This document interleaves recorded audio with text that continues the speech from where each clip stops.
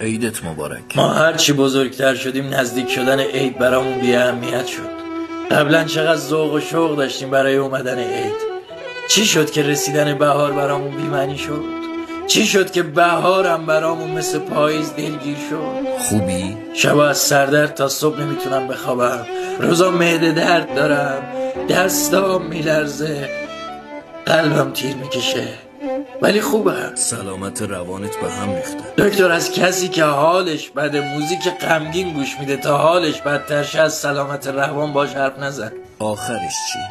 نمیدونم قراره چی بشه. راستشو بخوای دیگه برام اهمیتی نداره. من برای تمام احتمالات زندگیم خستم. سعی کن دلتو آروم کنی. دلت که بشکنه خیلی چیزا تغییر میکنه. نگاهت با آدما، احساست، حتی به خودت طوری عوض میشی که دیگه خودت هم نمیشناسی.